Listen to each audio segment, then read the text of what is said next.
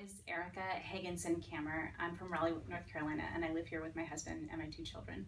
So I'm Kara McGee. I'm a physician assistant at Duke University Medical Center in Durham, and I work for the Division of Infectious Diseases and provide health care for people living with HIV. I've been practicing HIV medicine for almost 13 years, and I love what I do, and my patients' health is really important to me. So I'm Linda Guzman, and I'm from Chapel Hill. I'm Javi Guzman, and I'm from Chapel Hill. So my name is Brian Walker. I'm a physician assistant in neurology. I've been a PA in neurology for almost 20 years now. A couple of years ago, I decided to quit my job, my full-time job, and start my own business as a consultant. And I'm a working mom. I had 2 young children. I needed flexibility. And I never would have done that. I couldn't have done that before the Affordable Care Act. Javi has autism, and when Javi was little, I was able to stay at home with him, and Division Teach taught me how to work with him. And I spent hours each day working left to right, top to bottom, first then. Do you remember that? At Grant's table. But then I suddenly found myself as a single parent, and it was no longer an option for me to stay home and work with Javi, and that's where Medicaid stepped in by providing the supports that Javi needed, the trained people. It was the extra step to help us get, to where we are now. Many of my patients have benefited greatly from the Affordable Care Act because for many of them, for the very first time, they've actually been able to purchase health care coverage. And that means that they've had consistent access to quality, affordable health care and medications that they use to manage their HIV and other health conditions and stay healthy. Under the Senate proposed bill, my low-income patients with ACA plans are going to be asked to pay higher premiums. And in exchange, they're going to get less coverage, and they'll have higher co-payments and deductibles. And that's not going to be feasible for my patients. In all likelihood, they're actually going to have to drop their health coverage and lose access to medications and health care, which could be detrimental to their health. I also have patients who rely on Medicaid for their health services and medications, and any cuts to Medicaid could affect my patients as well. I have cerebral palsy, which for me, it's a lifelong developmental disability. And for me, it means that it affects how I can use my legs and my ability to walk. And I also have a history of cancer. So before the Affordable Care Act, I was terrified, and I don't use that word lightly. I was terrified to lose my job because I didn't know what kind of insurance I could get outside of my employer and how much it would cost for that sort of incomplete insurance. When I think at what our lives would have been like without Medicaid,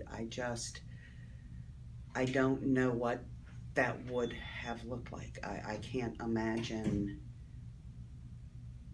that Javi would be near as successful as he is now, have so many skills that he's learned, and have so much potential to need less and less and less supports as time goes on.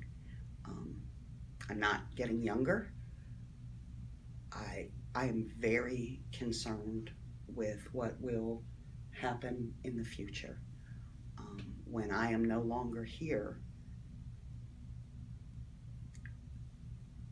without Medicaid, I don't see what Javi's life would look like. He's going to need some support. It scares me, actually, in a way. Deep down inside, it actually scares me. The way that the current Affordable Care Act has had a positive impact on my patients is with regard to access to care. I am continually reminded by patients that if it wasn't for the ACA, they would not have had access to care that they do have now. My mom couldn't have known that at age 30, she would have a really complicated pregnancy and be in and out of the hospital. And that I would be born 3 months early, 3.5 pounds, and spend the first year in the hospital. She wouldn't have known that I need physical therapy my whole life, that I use arm crutches and a walker and a wheelchair. And because I have those things, I'm employed and I take care of my children.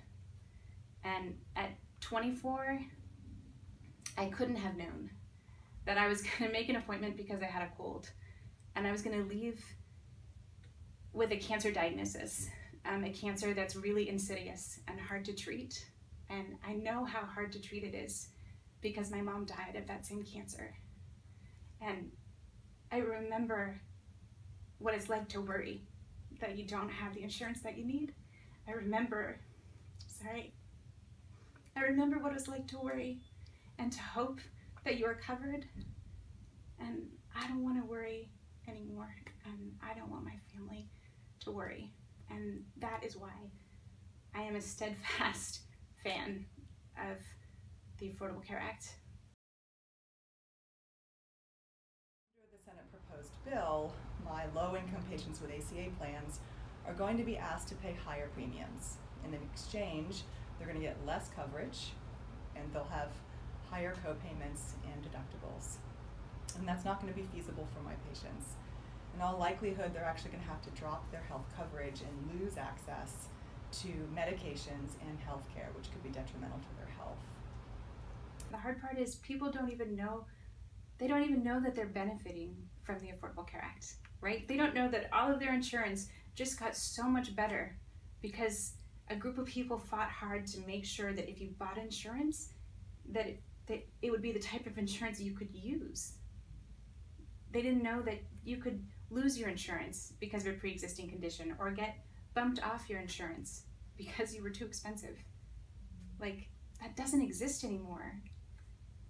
And people don't appreciate that because they haven't had that diagnosis. They haven't had that phone call that you thought you were going to get a prescription for antibiotics because you have a cold, and someone says, hey, have you ever heard of this type of cancer? I need you to come back. If the $710 billion proposed cuts to Medicaid happen, that means states are going to get less money. And if they have less money to run their Medicaid programs, they will likely have to cover fewer people and limit certain health services. We need Medicaid in a way because it's helped me through a lot of hardships and through a lot of different kind of like obstacles. That is true. Medicaid has really been the scaffolding for our lives.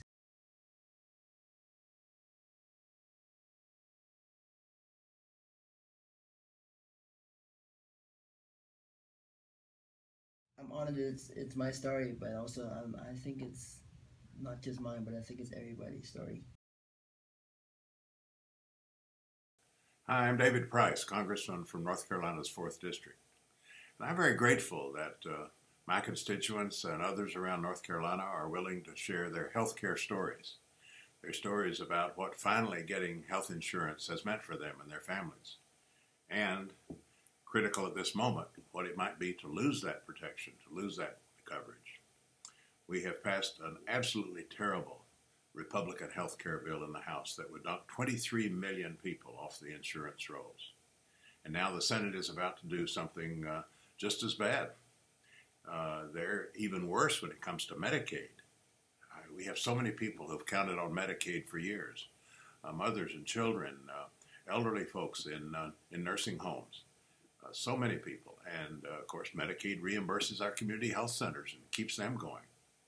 Well, the Republicans not only have refused to expand Medicaid, that in North Carolina was probably the worst single thing the Republican General Assembly did, but now the Republicans nationally are proposing to cut back Medicaid as it existed before the Affordable Care Act and to kick millions of people off the rolls. To say nothing of the Affordable Care Act exchanges, which have given people insurance for the first time, and which would basically be priced out of the market for millions of people with the Republican plan. Why are they doing this? I guess we should ask them. Best I can figure, they still are vindictive about anything that has President Obama's name on it, and they are trying to make room for hundreds of billions of tax cuts for the wealthiest Americans. That's what they're all about these days. And that's probably the real basic explanation for what they're doing. But it is as destructive as anything I've ever seen in politics. And we've got to stop it. The best way to stop it is not for people like me to argue about it, but for people like you're going to see telling their stories, to tell these give these heartfelt accounts of what health care means to them, just how basic it is to them and their families, and also how real the threat is from these Republican bills that would decimate Medicaid and wreck the Affordable Care Act. So thank you for coming forth. I know it isn't easy. It's painful, but it's going to be more painful if we lose the health care protections that we've counted on. So it's all hands on deck. Everybody needs to really understand this is the critical moment. And I appreciate the many, many people in my district and around the country. This is happening nationwide. People who will tell their stories so that all of us may understand exactly what's at stake. Thank you very much.